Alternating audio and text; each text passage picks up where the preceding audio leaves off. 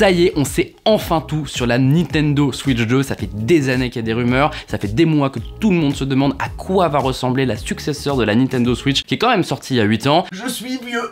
Et enfin, Nintendo a dévoilé les détails sur sa console. Le 2 avril 2025, on a appris beaucoup de choses sur la Nintendo Switch 2, à commencer par sa date de sortie, le 5 juin 2025, et son prix qui pique un petit peu, 469 €. C'est beaucoup, surtout quand on sait que la Switch 1 était sortie entre 300 et 320 €. À ce prix-là, qu'est-ce qu'on a? Eh bien déjà une console avec des finitions bien plus impeccables. C'était souvent un problème reproché à la Switch 1, les manettes étaient trop petites, les boutons n'étaient pas fiables, le plastique avait tendance un petit peu à craquer et à s'abîmer avec le temps. Là, la Switch 2, on a l'air d'avoir une vraie montée en qualité, c'est une bonne chose. Les manettes déjà, on les avait déjà vues en janvier, elles sont magnétiques, elles sont plus grandes avec des meilleurs boutons et des meilleurs sticks, ça donne envie de les utiliser. Et au niveau du design de la console en lui-même, on savait déjà qu'elle allait avoir un deuxième port USB-C en haut. Maintenant ce qu'on sait, c'est l'écran, c'est le retour du LCD. On avait eu une Switch OLED, mais là la Switch 2 elle est en LCD. Par contre l'écran est plus grand, 7,9 pouces, la définition d'écran c'est du 1080p contre 720p avant, et en plus, ça c'est une bonne nouvelle parce que les rumeurs ne l'annonçaient pas, on a du 120 Hz et on a du HDR,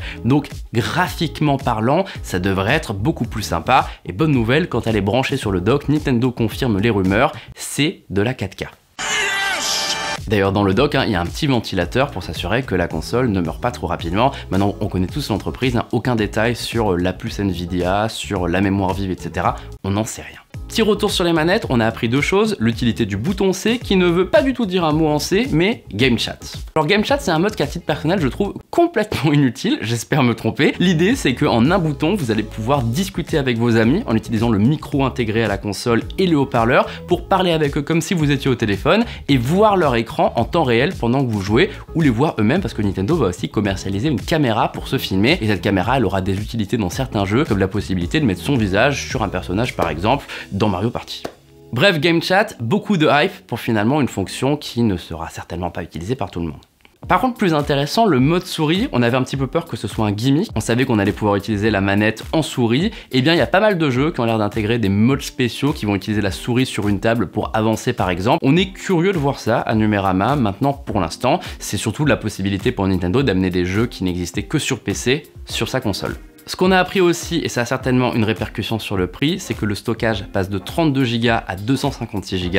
Il y a toujours le support des micro SD, mais pas toutes. Il y a certaines cartes sur la Switch 1 qui ne seront pas compatibles Switch 2, donc il faudra tout racheter. Et d'ailleurs en parlant des cartes, les cartouches en elles-mêmes c'est le même format, sauf que les cartouches grises seront pour Switch 1 et les cartouches rouges seront pour Switch 2. L'idée c'est que les jeux Switch 2 seront exclusifs à la Switch 2, que les jeux Switch 1 marcheront sur la Switch 2, et il y aura un mode intermédiaire appelé Switch 2 Edition. En fait c'est comme sur PlayStation ou Xbox, vous payez un supplément au prix pour l'instant inconnu et vous pouvez mettre à jour un jeu Switch 1 en un jeu Switch 2 avec la 4K, le 120 FPS. Il y a quelques jeux compatibles déjà comme Zelda par exemple ou comme Mario Party Jamboree. Parmi les autres annonces, parce qu'il faut aller vite, on a aussi une nouvelle manette pro avec une prise jack et le fameux bouton C. On a le support des jeux GameCube dans l'abonnement Switch Online. Un peu dommage que ce soit exclusif à la Switch 2, mais c'est la décision de Nintendo. On a un nouveau mode audio 3D quand on a un casque pour avoir un son un petit peu plus spatialisé. Et il sera évidemment facile de transférer le contenu de sa Switch 1 à sa Switch 2. Maintenant, un truc un peu triste, on n'a pas trop vu l'interface, ça a l'air d'être la même, on l'a vu notamment au moment où il parlait de 4K,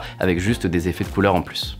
Et les jeux dans tout ça, il y en a beaucoup plus que ce qui était attendu. On retiendra surtout le nouveau Mario Kart World, qui est un open world, étonnant pour un Mario Kart. Alors open world évidemment, c'est pas Zelda Breath of the Wild, mais en tout cas on peut faire du hors-circuit, on peut découvrir des choses en dehors des circuits. Il y a plus de 24 jeux en simultané, il y a des nouveaux objets, on peut grossir pour écraser quelqu'un par exemple. Ce Mario Kart World, c'est le jeu de lancement de la Switch 2. Parmi les autres jeux, on a aussi Donkey Kong Bonanza qui a l'air très cool, on a Kirby Air Riders, on a un nouveau Hyrule Warriors, on a Welcome Tour qui est un jeu ludique pour apprendre la Switch 2, et il y a pas mal de jeux tiers notables qui ont été révélés. Je vais pas tous vous les faire, mais en tout cas la Switch 2 va avoir le support des éditeurs tiers et ça va sans doute continuer dans les prochains mois. Et sur les mises à jour, en plus de Mario Party, les deux Zelda vont avoir une version Switch 2, il y aura aussi Metroid évidemment qui aura sa propre version Switch 2 en 4K, bref Nintendo va nous gâter. Du coup on arrive à la question, est-ce qu'il faut acheter la Switch 2 surtout à 469 €, donc 170 € de plus que le premier modèle? Forcément ça va créer des débats. Maintenant avec Nintendo les prix généralement ils ne s'effondrent pas avec le temps, c'est-à-dire que la console que vous achetez aujourd'hui à ce prix là, dans 3-4 ans elle vaudra quasiment pareil.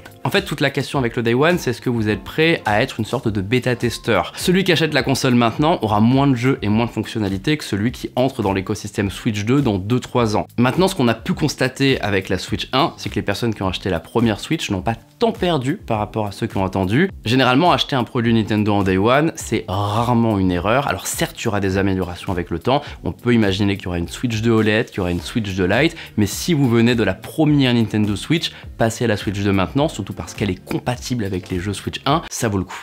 À titre personnel, je vous donne mon avis, là je sors de mon rôle de journaliste, je vais l'acheter Day One, déjà parce que je suis un fan de l'écosystème Nintendo, et ensuite parce que je sais que la console va durer longtemps. Maintenant, c'est évident qu'avec ce prix-là, Nintendo risque de freiner l'achat de certaines personnes, mais bon, l'avantage avec eux, c'est que les cycles sont faits pour durer longtemps. Nintendo s'en fout que vous l'achetez aujourd'hui ou que vous l'achetez dans 3 ans. Ce qu'ils veulent, c'est qu'à la fin, tout le monde possède une Switch 2. Bref, avec des meilleurs graphismes, une meilleure puissance, des jeux exclusifs, une compatibilité Switch 1, la Switch 2 a l'air bien partie pour ne pas reproduire l'échec Wii U. C'est une vraie nouvelle génération d'une console que les gens aiment et pas un nouveau concept un petit peu bancal. Ce qui est un petit peu dommage, c'est que les fonctions que tout le monde attendait, comme le bouton C ou le mode souris, finalement sont des détails. On reste sur une Switch en mieux. Avant de finir, un petit rappel, le prix de lancement c'est 469 € avec une sortie le 5 juin, les précommandes elles ouvrent le 8 avril, et là un petit message, si vous souhaitez précommander la console, on va vous proposer un lien en description sur Numérama qui vous permettra de le faire dès l'ouverture des précommandes. Dites-nous dans les commentaires ce que vous en pensez, cette Switch 2, est-ce qu'on fonce Day One, est-ce qu'on attend un petit peu ou est-ce qu'on n'y croit pas? On a hâte de voir votre avis,